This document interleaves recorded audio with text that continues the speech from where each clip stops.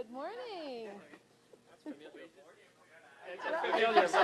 Some fruits and vegetables. Welcome to Ottawa, Nice to see you. again. It's good to be here. Thank you. Good morning. Thank you. Sir? Good morning, sir. Good morning. Perfect. Good morning, everybody. Bienvenue tout le monde. Welcome to Ottawa West Nepean, to Produce Depot here in my riding. I'm Anita Vandenbelt, and I am joined here by several parliamentary colleagues. We have with us Bruce Fanjoy and Giovanna Mingarelli, Jenna Suds, Yasser Naqvi, et je suis très heureuse d'accueillir aujourd'hui the Premier Ministre du Canada, very happy to be welcoming Prime Minister Mark Carney, and Finance Minister François-Philippe Champagne. Welcome back to Ottawa West Nepean. Thank you very much. Well, Monsieur le Premier Ministre. Bonjour, bonjour tout le monde. Good morning, everyone. C'est un plaisir d'être ici. Merci Anita pour l'introduction. Merci aux collègues d'être ici avec nous. Merci aussi à Dave, qui est le propriétaire de Produce Depot, qui est ici avec sa femme, son fils et toute l'équipe qui est avec nous. On me dit 90 collaborateurs. Alors, merci de nous accueillir chez vous ce matin pour une annonce des plus importantes. As colleagues would know and Canadians watching, affordability is top of mind for millions of young Canadians, millions of seniors and families across our nation. I can assure you it's also top of mind for the Prime Minister, for this government, and I would say for all my colleagues. So today we are taking additional measures to support Canadians in times of need. For many families, the cost of living is a real challenge. Affordability doesn't exist in isolation. It is a global phenomenon felt across G7 nations.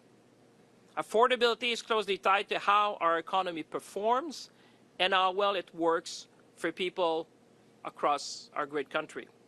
That's why with the Prime Minister, we are building the strongest economy in the G7.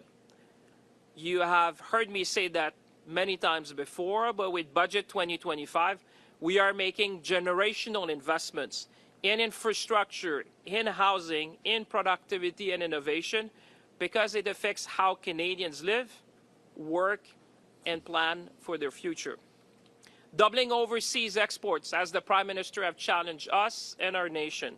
Supercharging major project development, building one Canadian economy, and maintaining Canada's tax competitiveness all have a tangible impact on our standard of living. Taken together, these measures will enable more than $1 trillion in total investment in our economy by 2030. But we also recognize, we are very well aware that these are medium and long-term efforts that we need to do together. Right now, many Canadians are facing immediate challenges at the end of the week, at the end of the month, and our responsibility is to help bridge peoples through this moment. We need to provide the bridge to people while our broader plans takes hold. Notre gouvernement a déjà mis en place plusieurs mesures pour réduire le coût de la vie. Dès l'arrivée du Premier ministre Carney au pouvoir, nous avons réduit les impôts pour 22 millions de Canadiens et Canadiennes, représentant jusqu'à 840 $ pour une famille à 2 revenus. Nous avons mis fin à la taxe carbone sur les consommateurs, ce qui a permis de réduire le prix de l'essence d'environ 18 cents le litre dans la plupart des provinces et des territoires. Nous continuons de réduire le coût des services de garde, une mesure phare de notre gouvernement, faisant en sorte que les familles de plus de 900 000 enfants puissent économiser des milliers de dollars par année. Nous avons rendu permanent le programme national d'alimentation scolaire afin de pouvoir nourrir jusqu'à 400 000 enfants par année et aussi de permettre à une famille participante de 2 enfants d'économiser 800 $ en moyenne par année. Et nous mettons en place des prestations fédérales automatiques pour 5,5 millions d'individus d'ici 2028 pour que les Canadiens reçoivent simplement et de façon fiable l'aide à laquelle ils ont droit. As you all know, affordability is a central measure of our economic success. Raising our collective standard of living is the central objective of our government. Canadians need to feel the benefits of the economic growth in their wallets, and at the kitchen table. That's why strengthening the economy and supporting Canadians must go hand in hand. And that's what we are committed as a government to do. Affordable housing helps workers live closer to their job. Accessible childcare helps parents fully participate in the workforce. Food security means Canadians can afford healthy meals without ever having to choose between eating well and without sacrificing other needs. With all these measures, we are building Canada strong. A Canada where life is more affordable, a Canada with strong communities, and a Canada we can all be proud of. With that, ladies and gentlemen, I will invite the Prime Minister to address you. Monsieur le Premier ministre. Merci, Monsieur le Ministre. Thank you, François Philippe. Thank you, colleagues, for being here. Dave Donnelly, thank you for welcoming us here to this remarkable establishment that has served the people of Nepean, of Ottawa, for over 30 years, 34 years and counting. It is a pleasure to be here with my colleagues from the National Capital Region. Anita, again. Anita, where are you? There you are. Yep. Thank you for having us here, and Dave and team, again, for welcoming us. Look, we're in a situation where, and Canadians know this, the world's rapidly changing. That's leaving a cloud of uncertainty and worry hanging over all of us, Canadian businesses, Canadian workers, Canadian families. Our government's focused on what we can control, and that starts with building a stronger, more resilient Canadian economy. So Canada is less reliant on a single trading partner, and we are more resilient to global shocks, what happens outside of our country. Nous agissons sans tarder et nous voyons des résultats. Nous avons déjà signé 12 accords commerciaux et de la sécurité sur 4 continents au cours des 6 derniers mois pour forger des partenariats fiables à l'étranger. Nous avons soumis au Bureau des grands projets 11 projets qui représentent des investissements de 116 milliards de dollars au Canada. Le nouveau fonds pour bâtir des collectivités fortes permettra d'aménager des infrastructures locales dans des quartiers partout au Canada. Hôpitaux, routes, ponts et réseaux de transport en commun. Toutes ces mesures font partie de notre stratégie globale qui vise à susciter des investissements de 1 000 milliards de dollars au cours des 5 prochaines années. So we're starting to fundamentally transform our economy, building a stronger, more resilient, more independent Canada. It's already getting results. Dozens of new partnerships abroad, launching Build Canada homes, fast-tracking major nation-building projects. Our economy, Canada's economy, has created 190,000 jobs on net since August. In absolute terms, that's more than the United States over the same period. We have the right plan. The world is knocking at our door, and momentum is building. But as the Minister of Finance just said, the biggest payoffs will take time. And many Canadians are feeling the pressures right now of everyday expenses. Canadians need a boost today and a bridge to tomorrow. And that's why Canada's new government has been relentlessly focused on making life more affordable for Canadians. On day one, we canceled the consumer carbon tax, bringing down gas prices by 18 cents a litre. We then cut taxes for 22 middle-class Canadians, saving a two-income family up to $840 this year. We've cut taxes for first-time home buyers, saving them up to $50,000 on their first home purchase. Out east, we've reduced tolls for vehicles on the Confederation Bridge, cutting them from over $50 to $20, and cut fares by 50% on ferries in Atlantic Canada. As the Minister just mentioned, we launched automatic federal benefits, which will help 5.5 million lower-income Canadians get the benefits to which they are entitled, like the disability tax credit, and indeed the new measures that we're announcing today. We made the national school program permanent, feeding 400,000 children healthy meals while saving their parents $800 per year on groceries. We also have a series of initiatives that will improve affordability by making structural changes to our economy. That's like building lots of affordable housing through Build Canada Homes. And last week's new strategic partnership with China will make available tens of thousands of affordable electric vehicles in Canada. Nous avons appuyé la décision de CRTC de prolonger l'accès obligatoire au marché de gros dans le secteur des télécommunications pour une seule raison, réduire le coût de l'accès à Internet haute vitesse pour les Canadiens et Canadiennes, pour vous. Dans le budget 2025, notre gouvernement a protégé les programmes sociaux essentiels qui offrent à chaque Canadien une chance équitable de réussir, les garderies, les soins dentaires et l'assurance médicaments. Au cours des prochaines années, notre gouvernement travaillera sans relâche à améliorer l'abordabilité pour tous les Canadiens. Now, bigger picture, overall inflationary pressures are easing. The consumer price inflation rate is back in the Bank of Canada's target range, and average wages in our country have consistently grown faster than the rate of inflation since this government took office. Fees for childcare across Canada have dropped by around 35% over the last 3 years, thanks to our childcare program. The average cost of cell services has fallen by more than 40% since 2020. That is, if you're able to switch plans.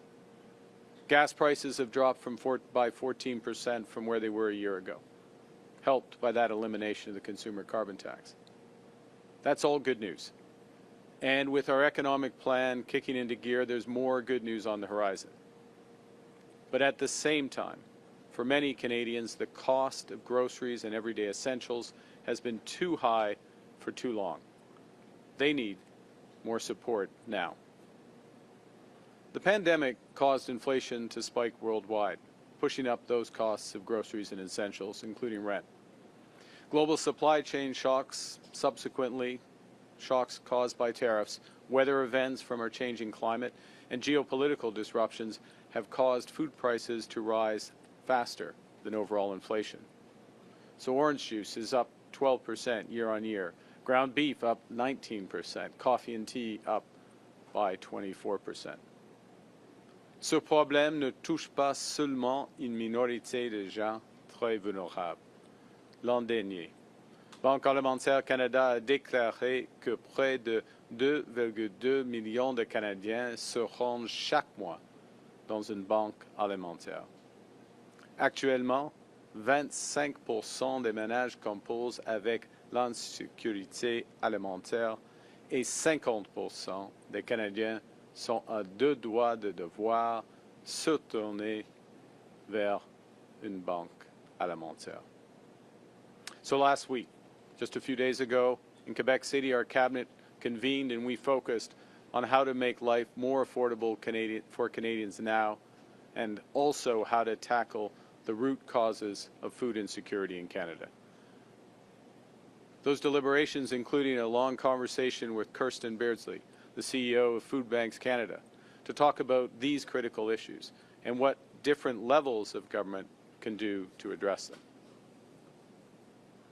You know, one of the best things, and there are many great things about our country, but one of the best things about our country is that we look out for each other, that we believe our economy is strongest when it serves every Canadian. So we're acting today, Canada's new government is acting today to provide a boost to those Canadian families who most need one, while creating a bridge to longer-term food security and affordability. Everyone pays the same GST on items that they buy, no matter how much money they make. But since groceries and other essentials make up a larger share of the budget of lower-income Canadians, the GST puts a higher burden on those less well-off.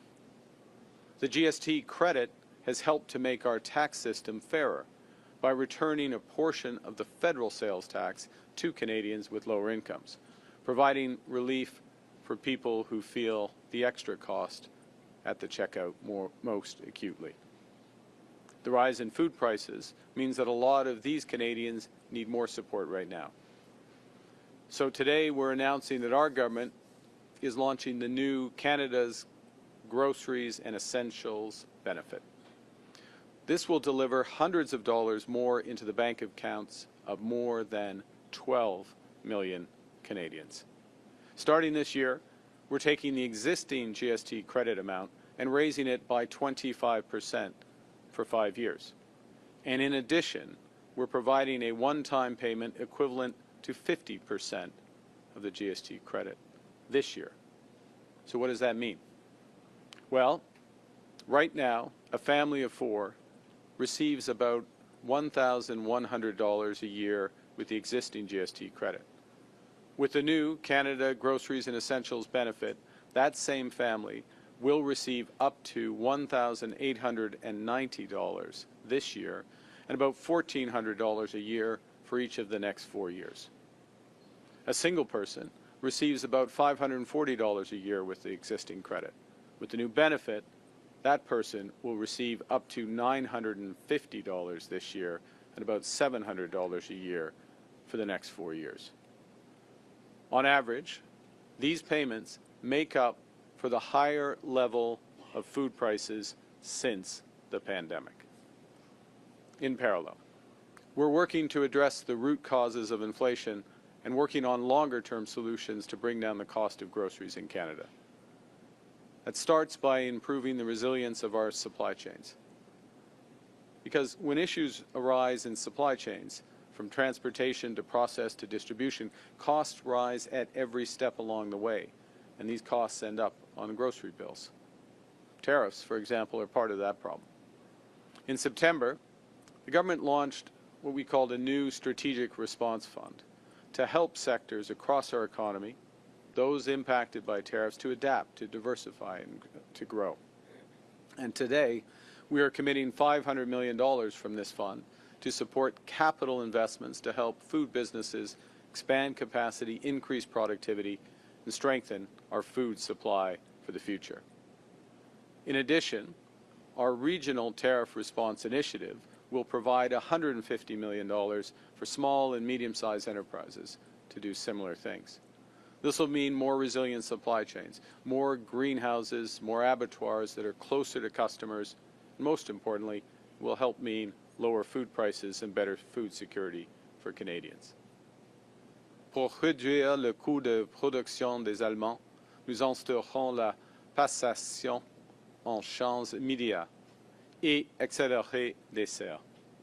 Les producteurs peuvent donc déduire le coût total de la nouvelle serre sans tarder, ce qui leur permet de disposer de capitaux pour acquérir l'équipement moderne et ainsi accroître la production nationale d'aliments et cultiver davantage d'aliments ici au pays toute l'année. Les agriculteurs peuvent produire plus d'aliments à coût moindre, ce qui fait augmenter l'offre d'aliments canadiens et atténue les pressions sur les prix à l'épicerie pour les familles. To address the root causes of food security, we're developing a new national food security strategy that strengthens domestic food production, improves access to affordable, nutritious food. The strategy will include measures to implement unit label pricing so Canadians can compare easily in this era of shrinkflation.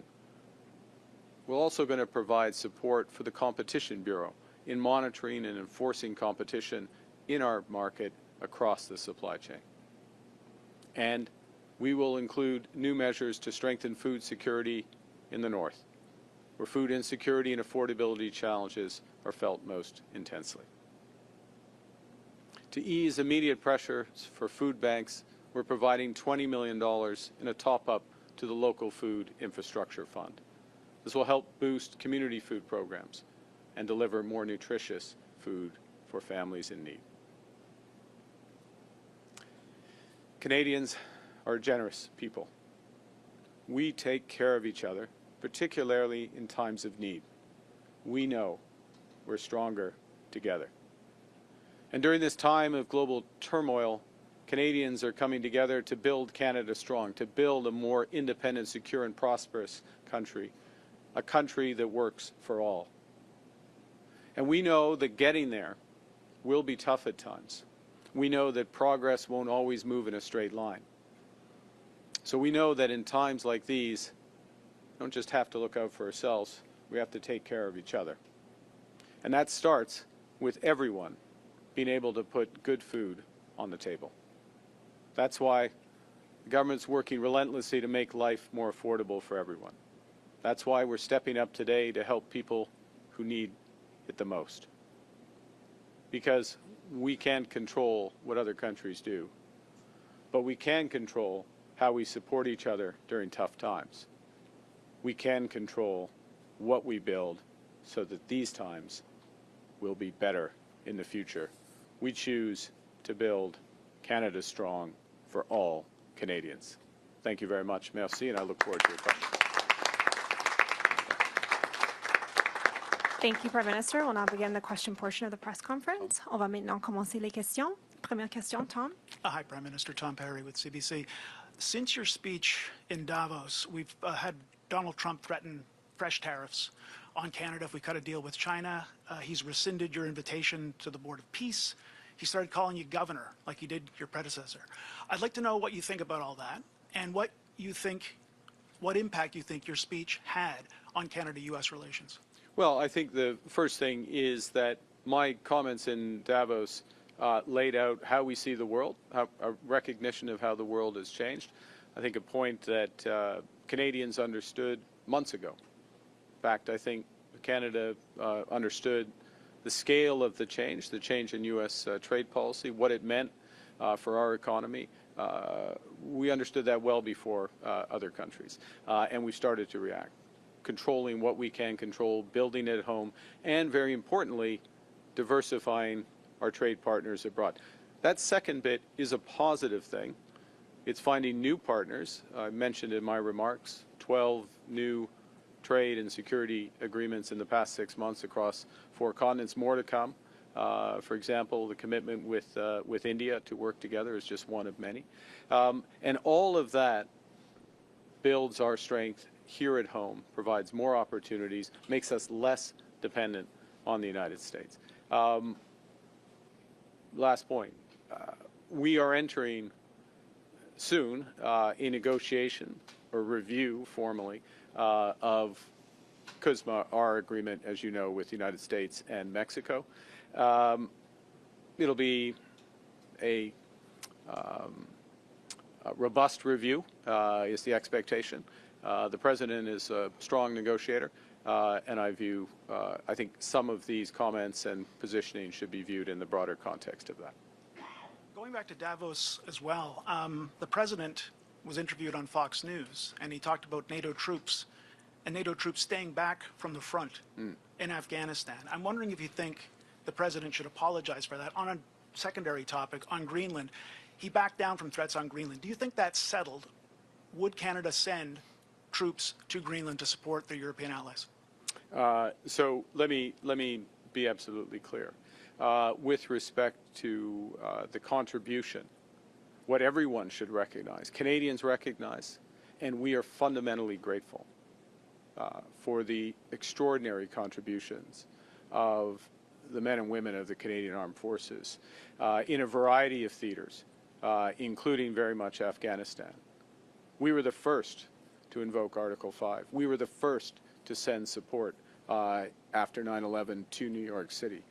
We sent 40,000 Canadian troops serving over 13 years on the front lines in Afghanistan, in Kandahar as one example. 158 of those soldiers paid the ultimate sacrifice. One of our diplomats paid the ultimate sacrifice. Thousands more were injured. 30 of our soldiers won the American Bronze Star for service in combat, for courage in combat.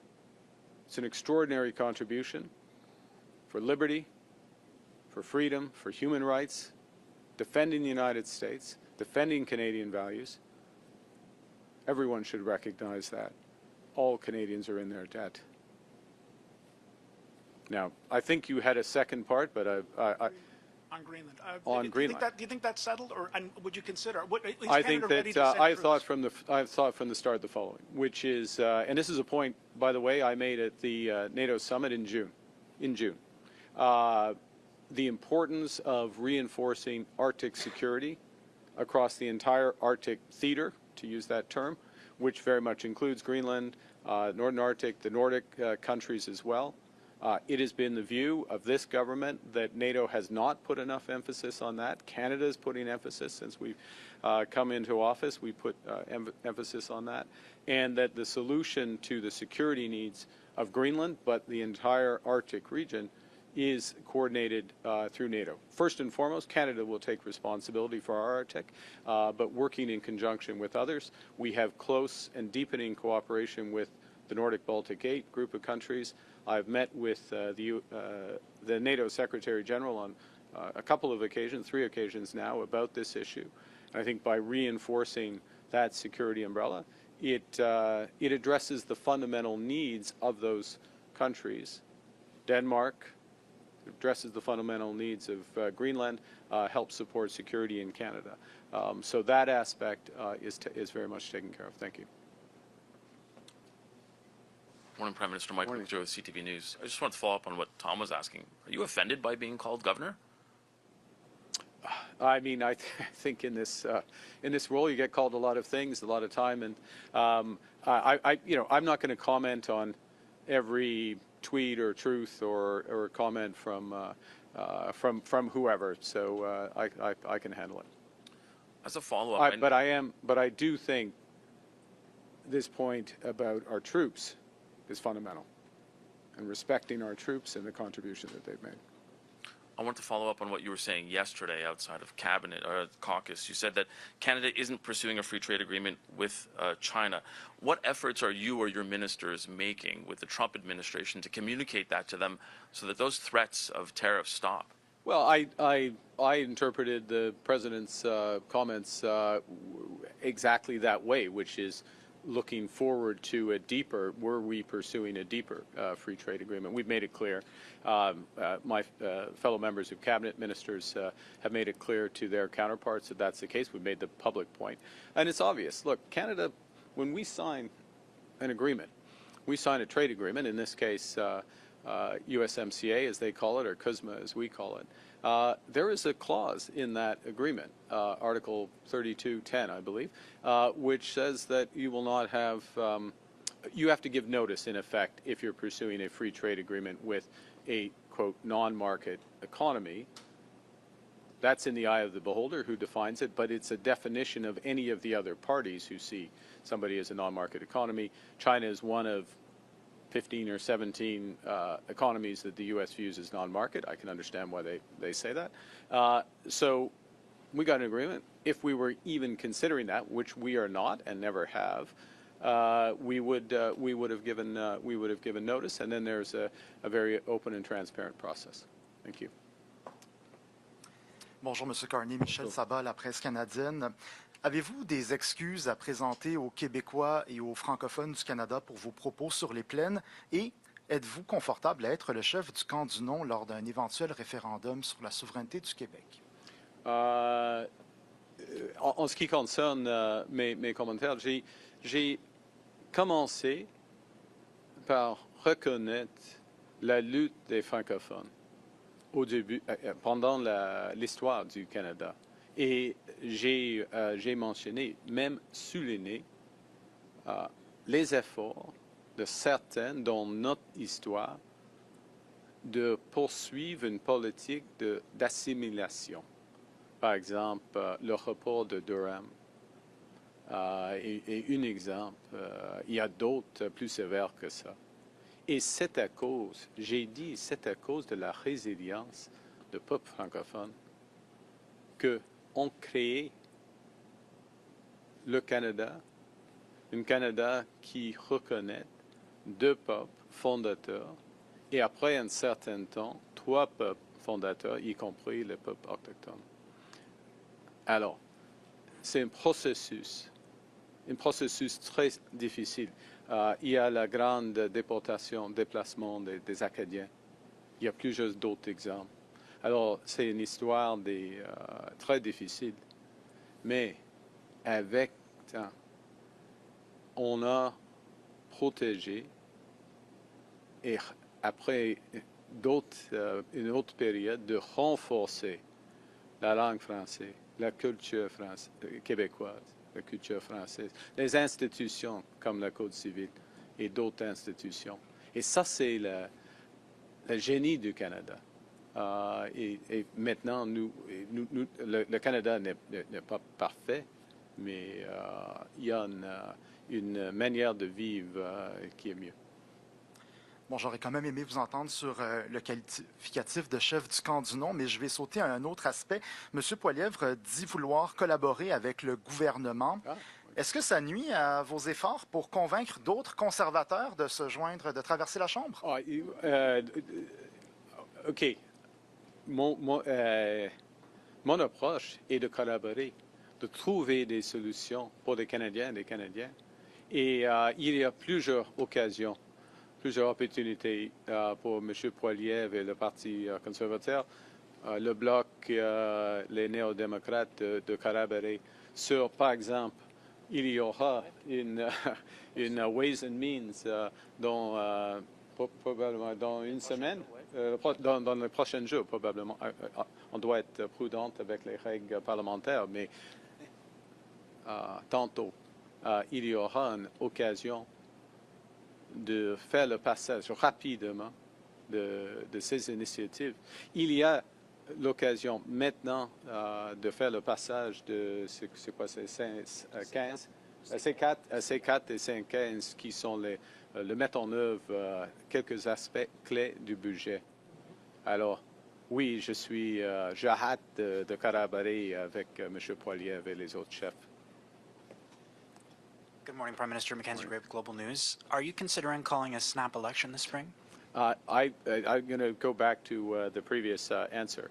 What we're focused on is solutions for Canadians. So today's announcement, we'll be tabling legislation soon, very soon. We would love, and we think it's very important, to have collaboration so we can move that quickly through Parliament. So particularly the one-time bonus gets into people's bank accounts as quickly as possible. We still have elements of the Budget Implementation Act which have not been formally passed by Parliament, That's that tax cut for 22 million Canadians. That's the extension of the National School Food Program. That is a series of other measures that go directly to the issue that we're discussing today around affordability. We have the toughest tightening of crime legislation in living memory. It is being held up in committee, a series of bills held up in committee.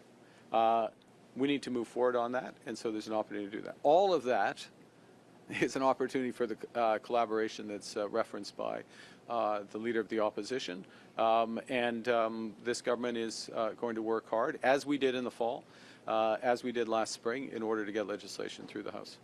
This feels like many days we spent on the campaign. When I was covering the campaign, lots of grocery stores, lots of affordability. So you're not considering a spring election? I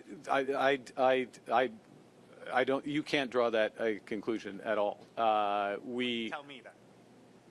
Well, of course we're not. We're not. We're focused on results for Canadians.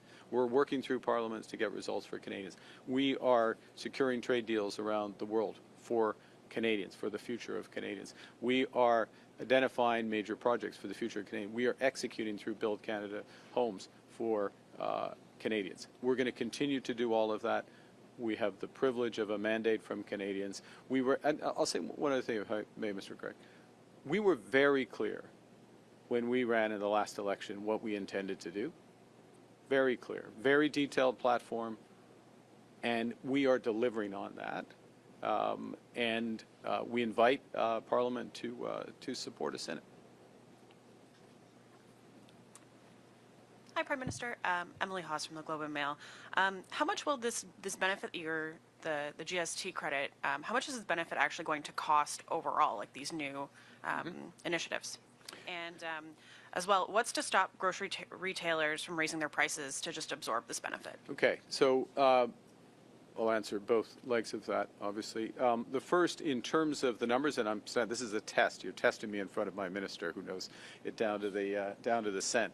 But the cost the first year is a little over $3 billion, $3.1 billion, and the reason for that is this payment, the boost, is the way I referred to it, which makes up for. If you had overall levels of inflation and then food price inflation going like that since the pandemic, can you add a third hand? It makes up for the difference between those two lines. Okay, it makes up for this. So there's the bigger amount. Then in the subsequent 4 years, there's the 25% increase in the GST credit, and there's a bit of a timing thing. So, but in effect, it goes 3.1, 1.3 billion, and then about 1.8 billion for those last 3 years, okay? There's a timing issue we can provide you with all the background. Key point on your second part of the question. This is not a case of taking off GST at the checkout. Now, it wouldn't happen here at Protestant. Let's just be clear. This is not happening here at Protestant Depot, which passes on savings to their customers. But what you described is a case as if you took off GST and then, well, maybe the grocery store doesn't give. This is money that goes to individuals. This is money that goes to individuals, directly to individuals. It's not based on what they spend. It's not tied here. Now, the fact, and they can spend that money on anything they want. It's Canada. It's a free country. They spend it on anything they want, as they should. Lower income Canadians, as you know, spend more of a higher share of their income on food and rent. So they're more likely to spend it on food. But there's no differentiation. I mean, they're not. There's no mechanism for what you're saying to happen. I mean, my thinking was like, if you could raise price, you know that people are getting more money, and therefore you could just raise your price. Well, you could say that about any aspect that grows the economy. So and I'll say as well. If I may, I'm not accepting the premise of your question, but your general point, which is around competition in the industry. And one of the things we're doing is reinforcing the Competition Bureau's oversight of the industry as a whole, plus working, and we have to work with provinces, as the Minister knows, to move towards unit label pricing, so that you have a true and very visible comparator between two types of good. What is it per liter, per kilogram, per amount? And that's, particularly in this time of where we see shrinkflation, packaging change, amounts change. It's a very important development. So it's something I will be raising with the provinces on later this week at First Ministers. And only a few pieces of your legislation that have been directly connected to your agenda have passed. So I'm thinking the most significant is probably C5. You're doing many things via regulation instead. I was just curious, do you think that Parliament matters, and what role do you think it plays in implementing your agenda? Parliament matters tremendously, which is, I'll refer back to the previous question on the opportunity for cooperation in Parliament. And it's very important. The crime legislation, from tougher bail, tougher sentencing, protecting younger Canadians, protecting from online harms, protecting people who go to their place of worship or their community center, protecting them from harassment. All of that crime legislation is being held up. All of that is being held up in Parliament. You can't regulate any of that. Parliament matters. And that's where the opportunity is with greater collaboration. And that's why we welcome it. And we will work with all the parties in Parliament to help get the right legislation through for Canadians. Dernière question est suivie. Yasmine. Yasmine Mehdi avec Radio-Canada. Je veux d'abord vous entendre sur votre discours à Davos, à la lumière des menaces de tarifs de Donald Trump, qui vous a appelé gouverneur Carney. Est-ce que vous regrettez certains passages de ce discours? Est-ce que vous êtes allé trop loin? Pas de mots. Non, pas du tout, parce que j'ai décrit la situation actuelle. Il faut être honnête. Ça, c'est la situation actuelle. Que quelques puissances, quelques grandes puissances utilisent l'intégration pour la cohésion, de changer les politiques d'un pays ou d'un autre. Alors ça, c'est la situation actuelle. Ça renforce la priorité, la nécessité de diversifier nos partenaires. Et non, et en ce qui concerne la négociation avec les États-Unis, nous avons un partenariat économique et sécuritaire remarquable. On peut améliorer ces partenariats, mais c'est une question pour négociation, pas de discours. Et par rapport à ce que vous annoncez aujourd'hui, cette mesure fiscale, d'abord, est-ce que c'est une mesure électoraliste? Non. Et ensuite, expliquez-nous pourquoi ça ne fait pas augmenter l'inflation. D'abord, est-ce que c'est électoraliste? Non, pas du tout. Pas du tout. Oui, parce que c'est un enjeu fondamental. C'est un enjeu fondamental. C'est une question de pouvoir d'achat, d'abordabilité de 12 millions de Canadiens et Canadiennes. Premier point. Deuxième point, c'est une mesure dans une série de mesures. Par exemple, nous avons commencé, le gouvernement a commencé avec la réduction des impôts pour 22 millions de Canadiens et Canadiennes et d'autres mesures comme cela. Alors, c'est une grande mesure dans une série de mesures. Il y aura des autres afin de renforcer, d'améliorer l'abordabilité des Canadiens. Parce que nous avons le bon plan pour renforcer notre économie, pour bâtir une économie forte. Mais ça prend du temps et les pressions d'abordabilité existent maintenant. Et dernièrement, pardon, juste expliquez-nous en quoi est-ce que ça ne va pas faire augmenter l'inflation d'injecter de l'argent dans les poches des Canadiens? Non, I mean, dans le... OK. Moi, maintenant, et c'est difficile d'être Premier ministre et banquier central en même temps. Alors, je peux répondre à votre question. Mais il y a une question de l'indépendance de la Banque du Canada et il faut être prudent. C'est une question de l'offre et demande et l'équilibre entre les deux, d'augmenter le pouvoir d'achat et le pouvoir d'achat de 12 millions de Canadiens et Canadiennes. C'est une bonne politique. Et ça va améliorer leur situation. Ça, c'est clair. Thank you. This concludes our press conference. Merci tout le monde. Merci beaucoup. Merci. Did I get my numbers right? Yes.